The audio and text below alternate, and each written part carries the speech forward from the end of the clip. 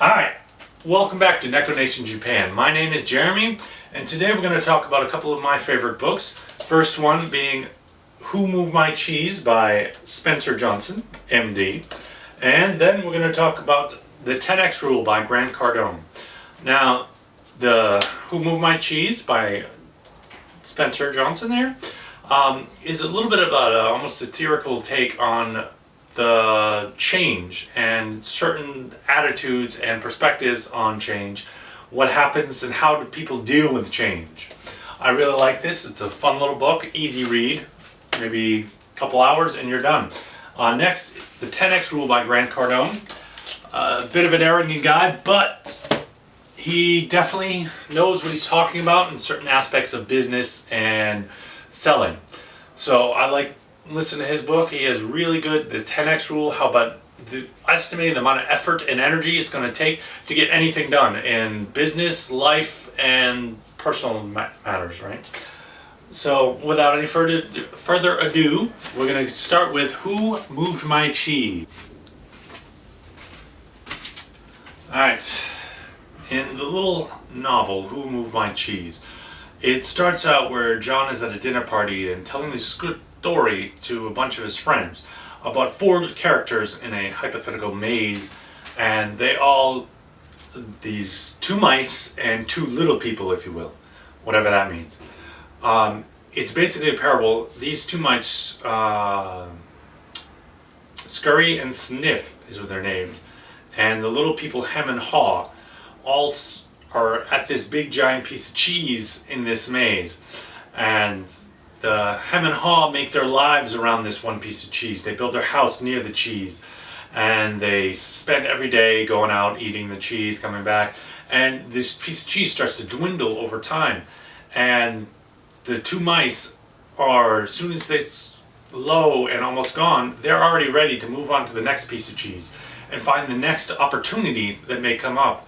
So these two human characters are kind of set in their ways, and they just sit and wait and feel so wrong, almost something was stolen or taken away from them, and they can't accept the change. Eventually one of the characters does move on and find the other two mice at another cache of cheese, and he just kind of waits. And then the last part of the story is, I'm not going to tell you because you're going to have to read it yourself, but it's a very good parable about change and accepting loss, or moving on from a job, or relationships are over. It's not really an end, but a beginning of something new. It's a really short book, really fun little read, and it can give you good perspective on how you act, because really all these four characters are different aspects of your own brain and how you perceive different situations.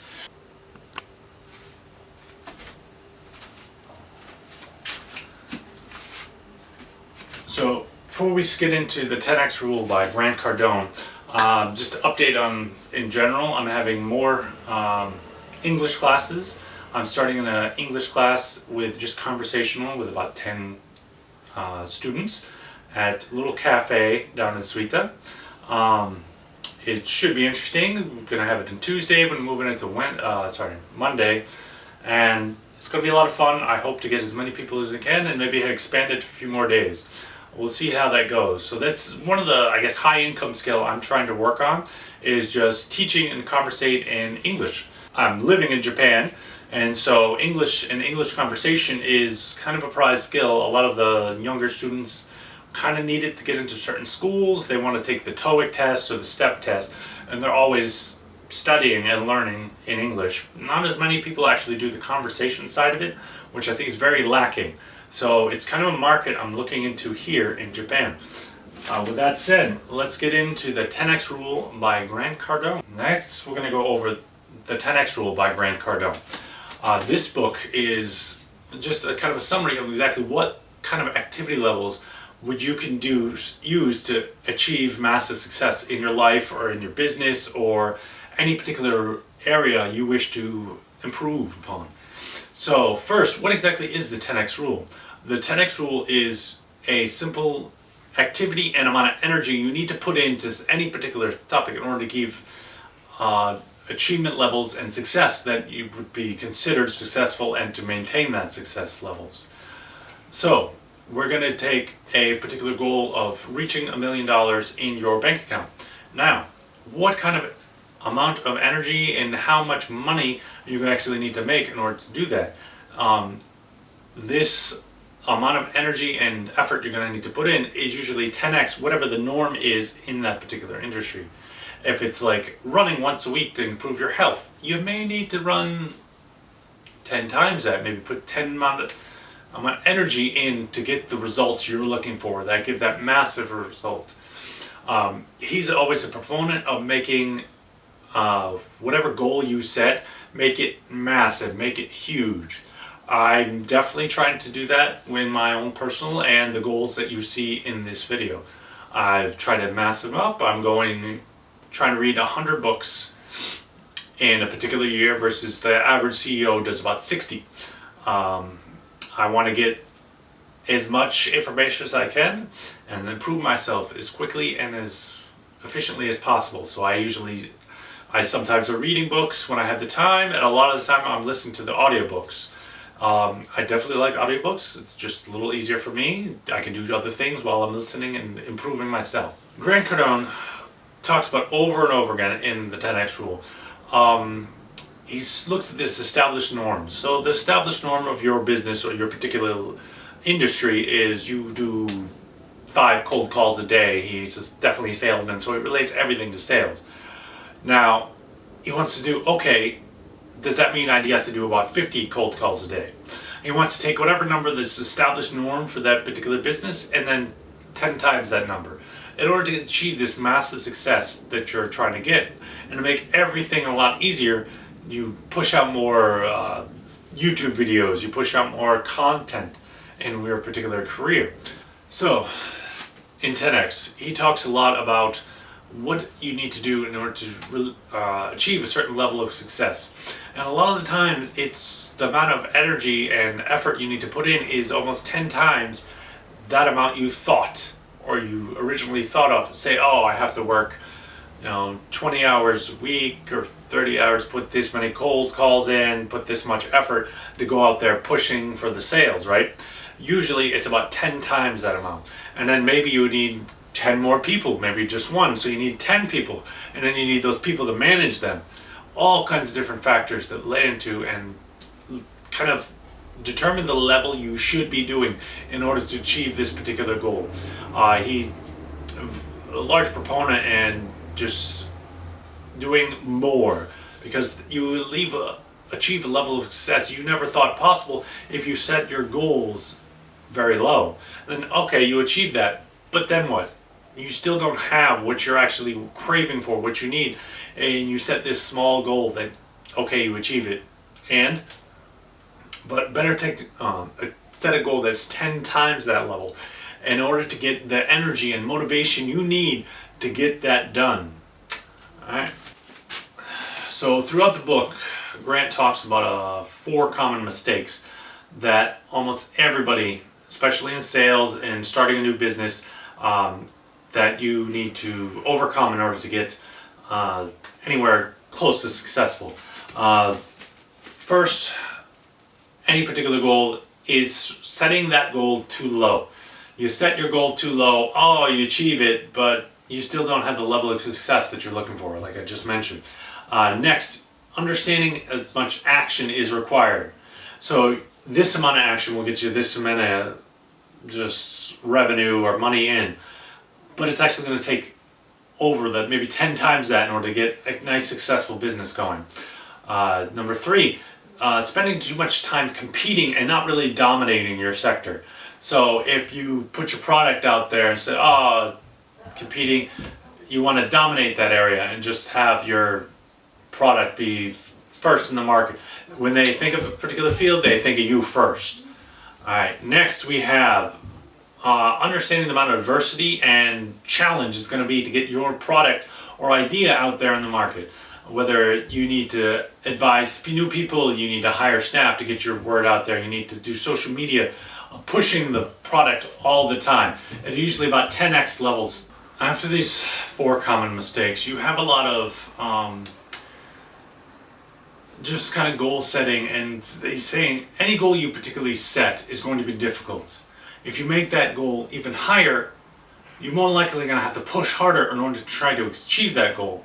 And you may not be able to achieve that really high goal, but you'll get so much better and so much more out of it, even if you don't achieve that goal, than if you set your goal really low and you get it and you're like, yay, but it doesn't really mean anything, right? Then we have most people feel like they're working and not actually trying to achieve whatever success they're trying to do in their life.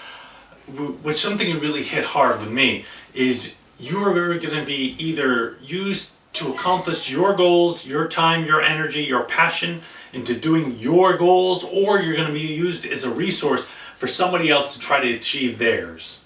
And that really comes down to is, are you going to sit down and work really hard for you, or are you going to work hard for somebody else? And obviously not to make as much money, not be as passionate about what you're trying to do yourself. All right, now, if you have a particular target in mind and you may not be able to actually get that target, say you want to make $1 million in a couple of years, you may not be able to realistically achieve that target, but never drop the target. Always look, can I improve the amount of actions and energy I'm putting into certain fields that can help me achieve that target? It may not actually achieve it, but you can get yourself a lot closer with a little bit of thinking and say, oh, okay, where do I need to put my energy? Maybe I need to change something. Maybe we need to hire for more people. Maybe to bring in some outside help in order to try to achieve this target. If in like sales goals or any kind of meetings, never drop the bar, never lower the bar for people. It really diminishes their efforts they've already put into it and their particular goal, because every time you say it, oh, we're just going to reduce the goal anyway, I don't want to practice or put this energy into it when they're not going to get this done anyways. So your duty is really to yourself to be as successful as you can possibly be and put the achievement levels and the amount of energy in you really need to do to get your goals finished and done, and say, yes, I did it. Now you set your next goal to be even higher than that. And you really need to improve yourself every time with classes, courses, books, all kinds of different things in order to improve yourself and ever get to that next level. And improve, if you have a staff, you need to improve them too. Next, he really talks about if you're willing to take credit for something, you also got to willing to take blame for something. If you're late, what is the real reason? Oh, the bus was late. No, it's more like you didn't get up enough to encounter, say, oh, the bus might be running late, or the power goes out in your house for like 3 days.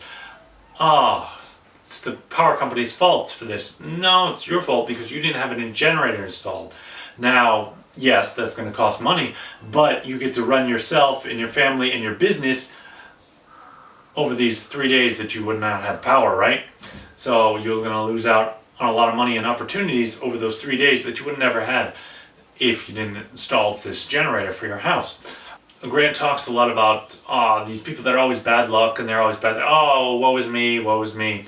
Always bad things are happening to them, but they kind of invite them into their own life through always complaining about that and not taking enough responsibility for themselves in order to do it and get it done with, and just random things, bad things happen. Power goes out. This world, earthquakes. I mean, we are in Japan, earthquakes happen. And hey, that's happened. Are you prepared? Are you prepared to do it? Are you prepared every day? You know, if an earthquake happens today, what are you going to do? Are you prepared for that situation? Are you still going to go to work? You can still have money for your children? What are you going to do? So throughout this book, 10X Rule, Grant talks about kind of ridding yourself of the sense of average. So you want an average home, you want an average life, you want an average marriage? No. You want a successful, fulfilling, full life, all kinds of things that you want maybe a big house, maybe your loving wife, loving family, you want to have this nice car, all of that you got to put the amount of effort and energy in order to do that. Really failing to think big from the very beginning kind of hampers that effort. Next, you want to set your goals about 10x or 10 times bigger than you think they should be. So the norm, say maybe you want to have an average house. So you want to have a 10 times bigger house. You want to have 10 times the amount of cars. You want to have this bigger life. You may not achieve that, but you're going to work a lot harder. Think, I want this grand goal and this grand design. And be an excellent family, excellent, just general life. Next, how can you get this little unfair advantage? And this really just comes back to the whole putting 10 times the amount of effort. You really want to dominate your field, not compete and outmaneuver. You want to say, okay, if somebody's thinking of, he often says sales because he's always in sales. And whenever you think sales, you think of Grant Cardone because he's putting out a lot of sales training, sales advertisement. When he first started, it was the particular sales industry was quite a bit backwards than it is now. They took a lot of his different ways of providing information to the customer and just talking straight with them, say, okay, this is what we have, this is the information about it, providing as much information as they would like so they feel comfortable in making the decision to go with you. He pioneered a lot of that, apparently, which I find kind of interesting. Now it's just everybody does it, right? Really, some kind of niche advice: never play on the accepted norms of your industry. If it's accepted to do, if you're in real estate, go and see 5 houses a week or something, you maybe want to try to go for 50 houses or 10 different offers you can make on properties, or going for sales. You're going to go out and see 10 people, maybe you should try to do 100 people a week or something like that. You increase the amount of effort. Say the norm is here, you want to do 10 times that norm in every endeavor you do. So in Grant Cardone's The 10X Rule, he always talks about increasing and doing above average for your results, your setting goals, and pretty much everything. He condones average. He thinks you should always do a step ahead and just kind of work really hard and set your goals at a certain level, and then 10 times that goal, whether it's the money you're going to set to this amount, whether you're going to set the time and energy put into one particular job or product. So in any particular field, your top competitors don't really compete, they actually dominate their field. Like Apple pretty much dominates the entire phone market, and Samsung's still hanging in there, but it's not doing as well as Apple is at the moment. They have a lot of different competitors that kind of dominate their field. How can you particularly get an unfair advantage in whatever market you're trying to look at? So if you're looking at to sell a service, how can you get an unfair advantage over your competition and kind of snuff out the competition so you're going to dominate that particular field? Now, Grant always kind of talks about this a particular obsession with whatever topic or field you're in. He talks with kids that are always obsessed with one particular thing, and they're totally consumed and driven about that topic or game or whatever. He says this is to be cultivated and appreciated because you want your employees or yourself to be completely obsessed on this one particular topic. He also, in 10X Rule, talks a lot about to undercommit and overdeliver. He doesn't like that at all. He likes to overcommit and overdeliver. So he commits to something and then he just provides so much effort and service, depending on what he's looking at, that they're overdone by their expectations. In the 10X Rule, Grant really harps on this concept: be obsessed with whatever you're doing, whether it's a service or a product. He likes to be overly obsessed and so focused on whatever field he's doing that he almost drowns everything out and kind of works really hard at that one particular thing. Alright. He also touches on overexposure. He had a bunch of PR firms telling him you're almost overexposed, you got to cut back on your media output, where he puts a lot, says if you think one post a day on a particular platform is enough, he does significantly more to that to get his message out there quicker and faster. Also, there isn't really so much thing as overexposure as long as you keep generating new content. If you overexpose on one particular topic, yeah, sure. But if you keep on creating new content and new ideas and products, there's no way you can ever overexpose yourself. He always cites, almost everybody on earth knows Apple, Coca-Cola and Pepsi, while they're huge companies, there's almost no way they can overexpose themselves. Grant always touches a little bit in the 10X rule about particular time management. He always says time management is more just knowing your priorities and where you stand. If you want to build your business really big, you're going to have to put more time into it. If you want to do your business and have equal family life, you have to, 50-50 there. If not, a little bit more of the business, because you got to keep this business alive and keep it going. So when Grant had his first child, he would, in the morning, he would take her and go out with her for about an hour and either go to shopping or do some kind of fun activity with her every day at 7 o'clock.